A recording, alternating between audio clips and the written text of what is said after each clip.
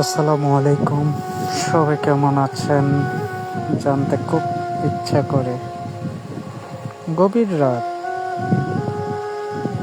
মেঘাচ্ছন্ন আকাশ, চারদিকে গনগনে অন্ধকার, সব যেন কালো আঁধারে ভরা পৃথিবীটা। এত রাতে হুট করে লাইভে চলে আসা কেমন জানি লাগে। তবুও আসলাম। হুট করে কিছু জিনিস চোখে পড়ে যায়, মন মানে না। তখন কি করা হয়, রুম থেকে বের হয়ে বাহিরে এসে আকাশ দেখি। আকাশে কোনো চাঁদ আছে কিনা খুঁজি, আর কল্পনা করি এই আকাশের নিচে কত মানুষ আছে, কত প্রাণী আছে, কত জীবকুল আছে। তাদের মাঝে আমরা সেরা। এই আমরা সেরা, মানে পৃথিবীর বুকে মানুষ সবার সেরা হয়েও আমরা অনেক সময় নিকৃষ্টতম কাজটাও করতে দ্বিধাবোধ করি না। যেমন আজকে আমি যেই ওয়ালপেপার বা যে স্টিকারটা দিয়ে লাইভে আসলাম, এখানে লেখা আছে আমার প্রিয় মানুষের কিছু কৌতুকপকথন অ্যান্ড আমার দুইটা কথা। সে বলেছিল, তুই মরে যাবি বললেও আমার আর কষ্ট লাগতেছে না। যে আমার ভুল ছিল কি ছিল না আমি জানি না, তবু আমি নিজের ভুল স্বীকার করে মাপ চেয়েছিলাম।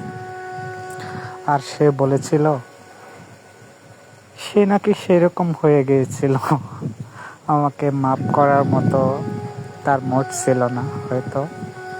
আরও বলেছিল আমি যদি আইসিইউতে ভর্তিও থাকি তার কখনো কষ্ট লাগবে না। যখন এটা চোখে পড়ল, চোখে ঘুম ঘুম ভাব ছিল।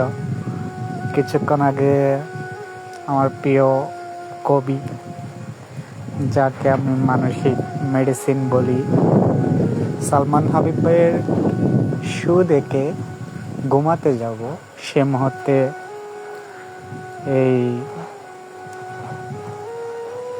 জিনিসটা চোখে পড়লো, ঘুম তো হারাম হয়ে গেল। তারপরে লাইভে আসলাম। লাইভে আসার পর দেখলাম কেউ জেগে নাই, হয়তো এত রাতে কেউ জেগে থাকবে না।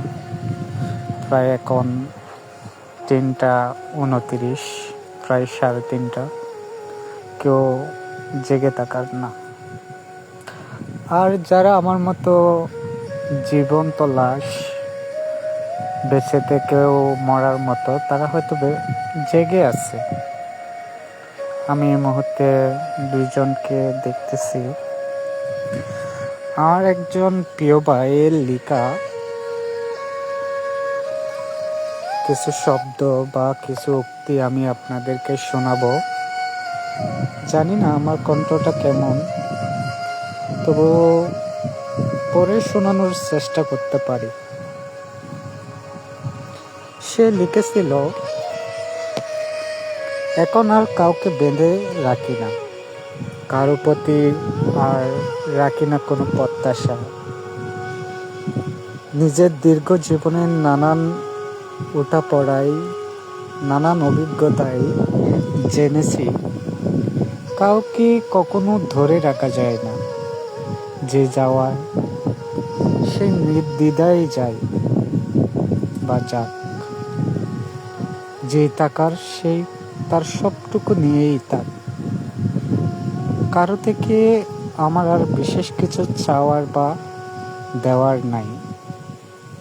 যে থাকার সেই অল্পতেই থেকে যাবে, আর যে যাওয়ার সব উজাড় করে দিলেও চলে যাবে। আসলে ওনার কথাটা অতীব সত্যি, কারণ যে থাকার সে এমনিই থাকবে, অল্পতেই থাকবে, তার চাওয়া পাওয়া থাকবে না, বা তার যেইটুকু চাওয়া পাওয়া সেটা হচ্ছে মানসিক শান্তি, কিছু ভালোবাসা, এটুকুই। আর যাদের বিশেষ চাহিদা থাকে তাদের তো অনেক চাওয়া পাওয়া থাকে, প্রত্যাশা থাকে। প্রত্যাশাহীন পৃথিবীতে হয়তো খুব কম মানুষই মানুষকে ভালোবেসে থাকে। আমাদের প্রত্যাশার কোনো শেষ নেই। আর আমার প্রিয় মানুষটা এক সময় একটা পোস্ট শেয়ার করেছিল। সেই লিখেছিল, আমার ছোট্ট জীবনে আমি শুধু চাইতাম কেউ আমাকে নিঃস্বার্থভাবে ভালোবাসুক, যত্ন করুক, শুধু আমার মানুষ হয়ে থাকুক। ভালোবাসার বেলায় এর চেয়ে বেশি চাওয়ার আমার ছিল না। কি ভাবতাম পৃথিবীটা অনেক সহজ সুন্দর। আমি কারোর জন্য এফোর্ট দিলে তার বিনিময়ে আমার জন্য সে এফোর্ট দিবে। কাউকে আমি ভরসা করলে সে মানুষটাও আমার ভরসার মূল্য। আমি চোখ বুজে বিশ্বাস করতাম, আমি কারোর সাথে অন্যায় না করলে আমার সাথেও কেউ অন্যায় করবে না। পৃথিবী আমাকে খুব নিষ্ঠুরভাবে বুঝিয়েছিল জীবনটা আসলে ভয়ঙ্কর রকমের আনফেয়ার। এখানে নিজের সবটুকু উজাড় করে দিয়ে কারো ভালোবাসা পাওয়া যায় না। সেখানে অন্যায় না করলেও বিনিময়ে যাবজ্জীবন সাজা পেতে হয়। সেখানে অনেক বর্ষার ভালোবাসার মানুষও ভীষণ ঠান্ডা মাথায় অমানবিক কষ্ট দিতেই থাকে। একটা সময় আফসোস করতাম, অভিযোগ করতাম। তারপর বুঝলাম আফসোস কিংবা অভিযোগের নিয়তি বদলায় না। আমাদের জীবনে কোনো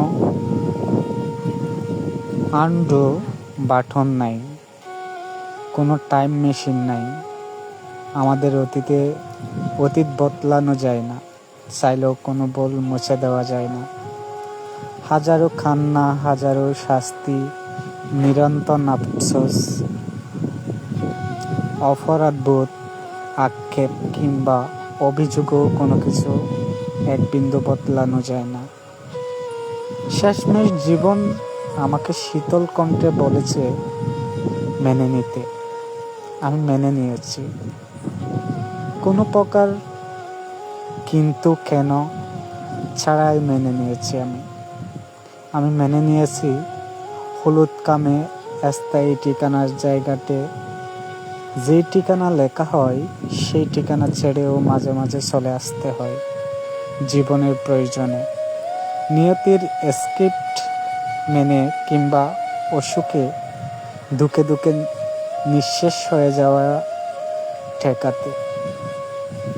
আমার এক বিন্দু অভিযোগ কিংবা আফসোস নেই, কারণ আমার খুব প্রিয় একটা লেখাতে আমি লিখেছিলাম, দিন শেষে আমরা ফেল করে তাকিয়ে জীবনের সমস্ত ঠিকঠাক হিসাব নিকাশের ভুলভাল মরে যাওয়া দেখি। ডিঙ্গি নৌকাটা ঘুরে যায় অন্যদিকে। আমরা শুধু দেখি, আমরা দর্শক, আমরা অসহায় যাত্রী। আমরা নিজেকে মাঝি ভাবি, আমরা আসলে মাঝি নয়। আমরা কখনোই মাঝি ছিলাম না। নিজের জীবনটাকে প্রায়শই দর্শকের সারিতে বসে দেখতে হয়।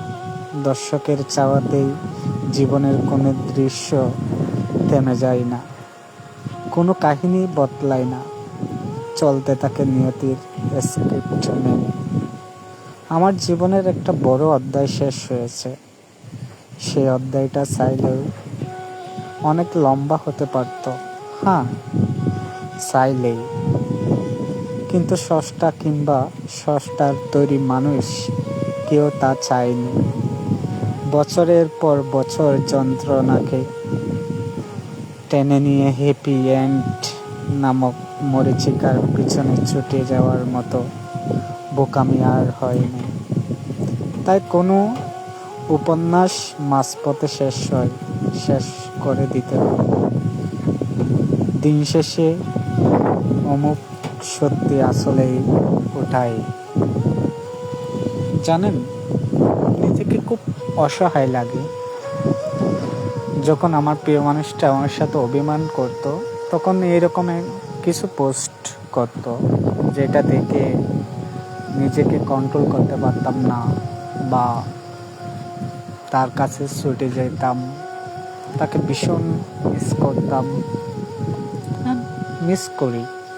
এখন তার প্রতি কোনো অভিযোগ অভিমান এসব রাখি না, বা রাখবই বা কেন।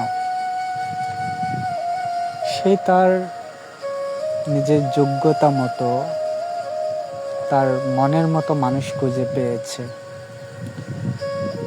তার হয়তো আমাকে দিয়ে হচ্ছে না, তাই সেই চলে গিয়েছে, তার চলে যাওয়ার অধিকার আছে। কোনো মানুষকে বেঁধে রাখা যায় না।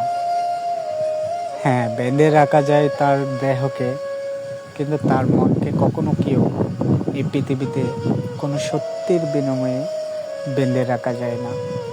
কারো মন বাঁধার নয়। তাই আমি এই নিষ্ঠুর নিয়তিকে মেনে নিয়েছিলাম এবং মেনে নিয়েছি। হ্যাঁ, তার জন্য অসীম বলতো অসীমের বাহিরে যদি কিছু থাকে, সেরকম ভালোবাসা এখনো পর্যন্ত তার জন্য এই বুকের মাঝে আছে। এক বুক পরিমাণ ভালোবাসা, কিন্তু তাকে আর কখনো প্রকাশ করা হয়নি বা হবে না। তাকে আমি ভালোবাসি। হ্যাঁ, আমি ভালোবাসি তার স্মৃতিগুলোকে, তার সাথে যেখানে আমি সময় কাটিয়েছি, ঘুরেছি, ফিরেছি, খেয়েছি, সেই সব স্থান আমি প্রতিনিয়ত প্রদর্শন করি। বা আমি যখন যাই তখন আমার হাতে এক পাপড়ি গোলাপ থাকে, তাকে নিয়ে যেখানে বসতাম, আমার মনে হয় চট্টগ্রামের এমন কোনো স্থান নাই তাকে নিয়ে আমার ঘোরা হয়। তাই সব জায়গায় ওই গোলাপের পাপড়িটা রেখে আসতাম, আর ভাবতাম এখানে আমার প্রিয় মানুষটা হয়তো বসেছিল। এরকম পাগলামি করি এবং করতে ভালো লাগে। জানি তাকে আর পাওয়া হবে না, তার সাথে দেখা হবে না, তার কণ্ঠ শোনা হবে না, সে আমাকে বলবে না অনেক রাত হয়েছে, ঘুমিয়ে পড়ো, রাত জাগলে শরীর খারাপ হবে। অনিয়ম কিছু করলে সে নিয়মের পথে আমাকে আর ডাকবে না। যখন খুব বেশি অসুস্থ থাকতাম, আমার টাইপিং করার সত্যি থাকতো না, কিন্তু আমার প্রিয় মানুষটা যখন নক দিত বা কল দিত, ওগুলো কি ক্ষমতা আসতো মনে হতো, মনের জোরে তার সাথে কথা বলতাম। যেমন একটা রিয়েল হিস্ট্রি হচ্ছে, আমার বাবা 2021 সালে ব্রেন স্ট্রোক করেছিল, অ্যান্ড 2 থেকে 3 মাস হাসপাতালের দরজায় ঘুরেছি, হাসপাতালে থাকছি। দিনের বেলায় আমার ভাইয়েরা, আমার মা বা আমার আত্মীয় স্বজন, এগুলো আমার বাবাকে পাহারা দিত বা যত্ন করত। রাতের বেলায় আমি আমার বাবার পাশে থাকতাম। এক হাতে বাবাকে ধরে থাকতাম, তার হৃৎপিণ্ড নড়তেছে কিনা, সে সুস্থ আছে কিনা, তার কোনো অশান্তি লাগতেছে কিনা, সেসব দেখতাম। আর অন্য হাতে আমার প্রিয় মানুষকে আমি মেসেজ করতাম। তাকে কখনো একা এটা উপলব্ধি করতে দিইনি। হ্যাঁ, তখন সেই বলবে তার বয়স হয়নি, আবেগই ছিল, আনমেচিওর ছিল। এখন অনেক মেচিওর আমার প্রিয় মানুষটা, অনেক কিছু বুঝে, অনেক কিছু জানে, তাই হয়তো আর এসব তার মনে নেই। আমার প্রিয় মানুষটা যখন মন খারাপ করে থাকতো, তার মন জয় করার জন্য হাজারটা বায়না ধরতাম, হাজারটা রকম চেষ্টা করতাম। দিন শেষে যে কোনো বিনিময়ে তাকে পেয়ে যেতাম। কিন্তু এখন আর তার সাথে কথা হয় না বা তার কণ্ঠ শুনি না। খুব ইচ্ছা করে তার মুখে আমার নামটা শুনতে। সে যখন আমাকে ভালোবাসি শব্দটা বলতো, জানো, আমি অমৃত তো পেয়েছি, এরকম একটা অনুভূতি আমার ভিতরে কাজ করতো। কারণ তার আর আমার এজ, বয়সের দিক থেকে হয়তো সে আমার ছোট। সে যে বয়সে আমার সাথে রিলেশনে ছিল, হয়তো বয়স অল্প ছিল। আমি বুঝতাম সব কিছু, জানতাম। মানে আমি এখন এখন সে যেগুলো বুঝতেছে, তার সাথে রিলেশনে থাকা অবস্থায় আমি তেমনটা বুঝতাম। মানে আমার বোঝার শক্তিটা ওই রকমই ছিল। এখন যখন সেই আমি আগে যেই রকম বুঝতাম সেই রকম অবস্থায় আসছে, আমাকে ছেড়ে চলে গেছে। হাসি পাই যে মানুষটা অনিয়ম ছিল, মানে অনেক কিছু দেখিয়েছি, শিখিয়েছি, নিজ সাথে তাকে গড়েছি মনে হচ্ছে আমার। একটা মানুষ যখন পরিবারের আড়াল হয়, পরিবার থেকে আলাদা হয়, তখন একটা জগৎ সৃষ্টি হয়। ওই জগতে তার সাথে আমার পরিচয়। পরিবার থেকে আলাদা হওয়ার পর অনেক কিছু অজানা থাকে।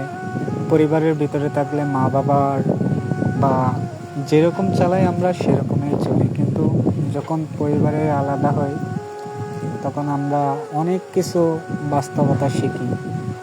ঠিক একইভাবে তার সাথে আমার ওই সময়টা কাটিয়েছে। আর যখন তার আর আমার মধ্যে একটা দূরত্ব সৃষ্টি হলো, তার মনে নেই কিছু, তার মনে ওঠে না। হাজার হাজার স্মৃতি আছে, এখনো পর্যন্ত লিপিবদ্ধ অনেক স্মৃতি আমার মাঝে। তার হয়তো নাই, তার মনে নেই। তার কাছে আমি চলে যাওয়া মানে কোনো কিছুই না। যেমন স্ক্রিনে তো দেখাই যাচ্ছে, আমি যদি আইসিইউতে ভর্তি থাকি, মানে লাইফ সাপোর্টে থাকলেও তার কষ্ট হবে না। দেখেন একটা মানুষ কতটুকু বদলাতে পারে, নিজেকে পরিবর্তন করতে পারে। কারণ আমি তো তার পাশে নাই। এখন নতুন বন্ধু জুটেছে তার। একদিন কথার চলে উঠল তার বন্ধুদের নিয়ে কথায়, সে বলল, তুই আসবি আমার বিপদে আগে নাকি আমার বন্ধুরা আসবে? আমার বন্ধুরা আমার বিপদে আগে আসবে। সো আমার বন্ধুরা আমার কাছে আগে, তুই না। অ্যাকচুয়ালি এটা যদি বন্ধু বান্ধবের দিক থেকে ধরি, সেই সঠিক। কিন্তু এটা আমি নীরবে সহ্য করেছিলাম, কিন্তু কতটা গভীরে গিয়ে আঘাত করতে পারে আমি জানি না। আমাকে চূর্ণ বিচূর্ণ করে দিয়েছিল। তবুও মনে করতাম বুঝে নাই, হয়তো বুঝে না বলে ফেলছে। কিন্তু দিন শেষে গিয়ে দেখতেছি সে একজন সাইলেন্ট কিলার। নীরবে সব কিছু শেষ করে দিল। সে একটা সুযোগের অপেক্ষায় ছিল, কিভাবে ছেড়ে যাবে। আমি তা আটার মতো লেগেছিলাম তার লাইফে, সেটা তার সহ্য হয়নি। মানে পুরাতন হয়ে গেছিলাম তো, সেটা তার কাছে বোরিং মনে হতো আমাকে, যার জন্য হয়তো তার ভালো লাগতো না। লেগে থাকতাম তো, ওই আটা চোটানোর জন্য তো একটা কিছু লাগবে। তো সেই সুযোগের অপেক্ষা ছিল, সুযোগ পাইল, ছেড়ে গেল। আর তার আমাকে মনে ওঠে না। সে আমাকে মানে এমন কিছু ইমোশনাল কথা বলল যা আমি ফেলতে পারি না। পৃথিবীতে শত্রুর কোনো অভাব নাই, তারও হয়তো শত্রু আছে। তার কোনো ক্ষতি করলে কেউ, সেটা সন্দেহের তীরটা তাকে আমার দিকে। সে মনে করে কি আমি তার ক্ষতি করেছি। অ্যাকচুয়ালি তার জন্য আমার বুকে ভালোবাসা, ক্ষতি না। দেখেন একটা মানুষ কতটা অবুঝ থাকে, যেই ছেলেটা রাতের পর রাত ঘুমায় না, নিজেকে কষ্ট দেয়। মানে এমন কোনো ড্রাগস ছিল না যেটা আমি নিই নাই তাকে বলার জন্য। মানসিকভাবে খুব বেশি উইক হয়ে গেছিলাম, মানসিক ডক্টর দেখিয়েছি। নিয়মিত ওষুধ খাওয়ার পর বা রুলস মেনটেন করার পর কিছুটা নিয়ন্ত্রণে আসলাম। তারপর বুঝতেছি পৃথিবীটা আসলে ততটা সহজ না, যতটা আমরা সহজভাবে নিই। আজ তার সাথে আমার কোনো প্রকার যোগাযোগ হয় না, কথা হয় না। আমি জানি না সেই কি রকম হয়েছে। তার ছোটকালের কিছু আমার পিকচার্স আছে, মানে যখন মেচিওর হতে শুরু করলো আর কি, তখনের ছবি আর এখনের ছবি হয়তো আকাশ পাতাল তফাৎ, তবে অনেকটাই পরিবর্তন হয়ে যাবে হয়তো, যেটা আমার মনের কল্পনা। তাকে দেখার জন্য মানুষ একবার দুইবার যাওয়ার পর হয়তো অনেকের বিরক্ত আসে, কিন্তু আমার সে বিরক্তটা কখনোই আসেনি। আমি বারংবার তার কাছে গিয়েছিলাম, তার হোস্টেলে যেতাম, দাঁড়িয়ে থাকতাম তাকে শুধু একটাবার দেখার জন্য। দেখতাম না, হ্যাঁ তার কন্ট্যাক্ট নাম্বার সব কিছুই আছে, পরিবর্তন হয়নি। কিন্তু আমি অন্ধকার জগতে আমাকে ঠেলে দিল আর কি, তার কন্ট্যাক্ট থেকে আমাকে অন্ধকারে ঠেলে দিল, যাতে আমি তার ছায়া দেখতে না পাই। তো তাকে তো আর মেসেজ করলাম, সে দেখতো, আশা করি সে সবই দেখতো, কিন্তু তার মনের ভিতরে একটু পরিমাণও মায়ার জন্ম নেয়নি। আমি যে তার জন্য অপেক্ষা করি সে বুঝে না। রাত জাগি, রাত জেগে তার অপেক্ষার প্রহর গণি, হয়তো বুঝবে না। আমি মনকে বুঝিয়েছি, বুঝানোর পর নিজেকে সরিয়ে নিয়েছি, কোনো অভিযোগ রাখিনি, কোনো অভিমান রাখিনি। আসলে ভালোবাসলে কাউকে পেতে হবে এমন তো কোনো কথা নাই, বা এমন কোনো আমরা দলিল করিনি যে তাকে আমার পেতে হবে। নিয়তির উপর ছেড়ে দিয়েছি। এখন চাই আমার প্রিয় মানুষটা অনেক ভালো থাকুক, সুস্থ থাকুক, এটাই আমার চাওয়া। আমার আর কোনো চাওয়া নাই।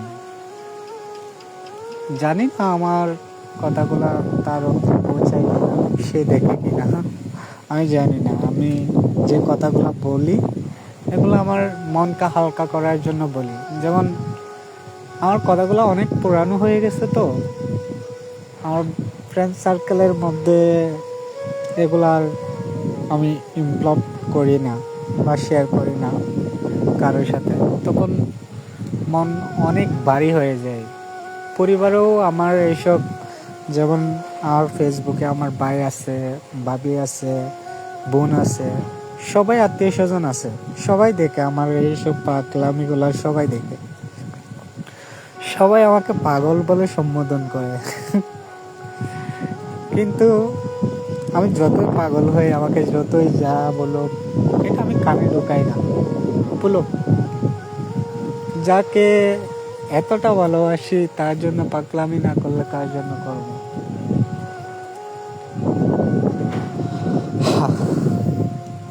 ঘুম আসে না,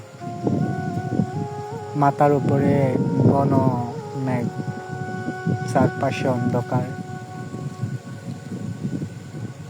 আর মনের ভিতরে তুফান চলে। আমার প্রিয় মানুষটা হয়তো নাক ডেকে ঘুমাচ্ছে, আমার কথা মনে নাই, হয়তো স্বপ্নেও ওঠে না আমার কথা তার মনে। হ্যাঁ, একটা মানুষ ভুল করতে পারে, ভুলের জন্য ক্ষমা চাই।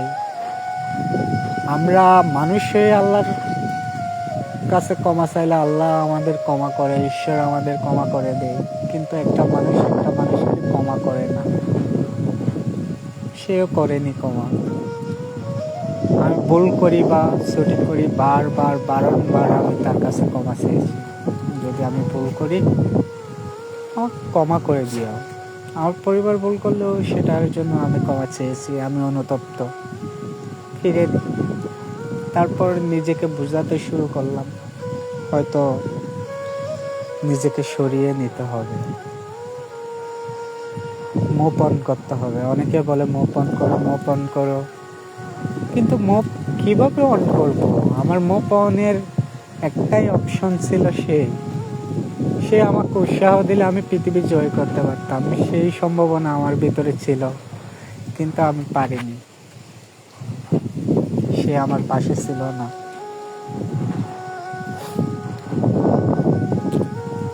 এক সময় অনেক কান্না আসতো, কান্না করতে করতে এখন আর কান্না আসে না। এক একটা দীর্ঘশ্বাস আসছে, দীর্ঘশ্বাসের মাঝে অনেক কিছু। এই দীর্ঘশ্বাসের ভাষা হয়তো কেউ বিবৃতি করে বোঝাতে পারবে না, যেই উপভোগ করে সেই জানে এই দীর্ঘশ্বাস কতটুকু হতে পারে। অনেক কষ্ট হয়, তাকে অনেক মিস করি। তার স্ক্রিনশটগুলো দিয়ে আমি তাকে ছোট করার জন্য না, আসলে এগুলা আমার প্রিয় মানুষের অনুভূতি ছিল। কাউকে খারাপ বানানোর জন্য, কাউকে ছোট করার জন্য এসব দিচ্ছি না। সে যদি কখনো দেখে, সে ভাববে, সে চিন্তা করবে তাকে আমি কি বলেছিলাম। একটা মানুষ আমাকে পাগলের মতো ভালোবাসতো, আর আমি তাকে এই শব্দগুলা ব্যবহার করেছিলাম। Well done. অপেক্ষা করব, হয়তো অপেক্ষার প্রহর শেষ দিকে। পরিবার প্রেশার দিচ্ছে, সমাজ প্রেশার দিচ্ছে, হয়তো আর টিকে থাকতে পারবো না, তার জন্য অপেক্ষা প্রহর হয়তো শেষ প্রান্তে প্রায়। হাতে গোনা আর কিছু সময় আছে, এর ভিতরে হয়তো এ দেশে আর থাকবো না, কোনো একটা দেশে চলে যাব। আমি চলে গেলে তার কিছু যায় আসে না। আমি আমার প্রিয় মানুষটার জন্য যেখানেই থাকি, পৃথিবীর যে প্রান্তেই থাকি, তার জন্য আমার শুধু শুভকামনার অবিরাম ভালোবাসা থাকবে, আর কিছুই নেই। আমার একটা ভাই, মৌসা ভাই, লিখেছিল, সবচেয়ে বেশি অপচয়ের খাতায় লেখা তাকে অনুভূতির নাম।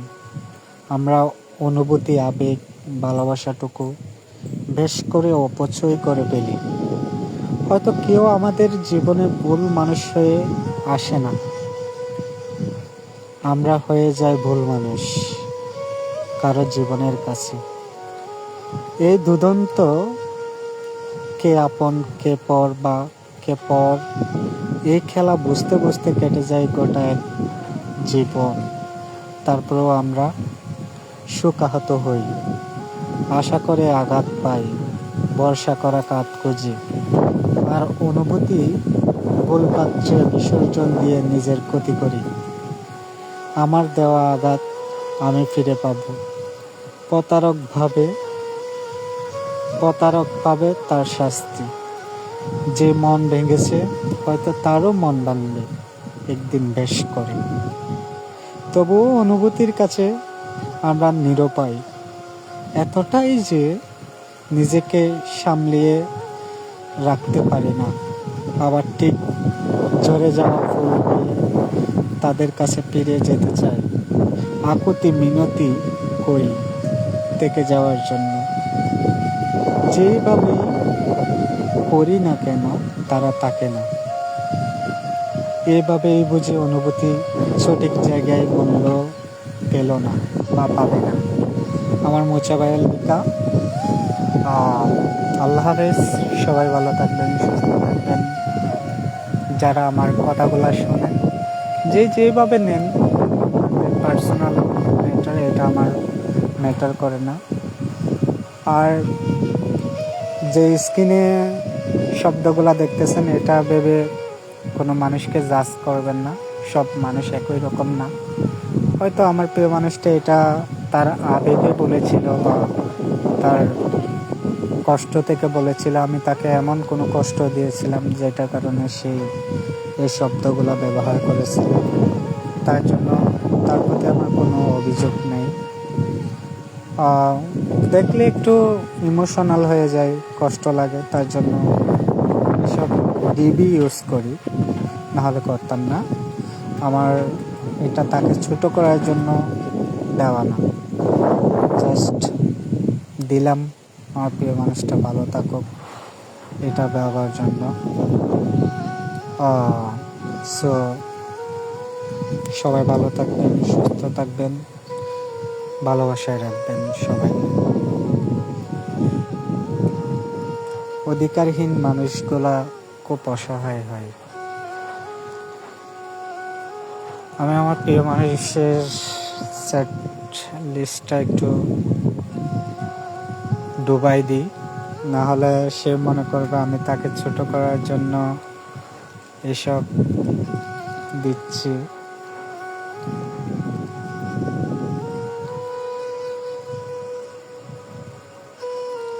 ভালো থাকুক পৃথিবীর প্রত্যেকটা প্রিয় মানুষ,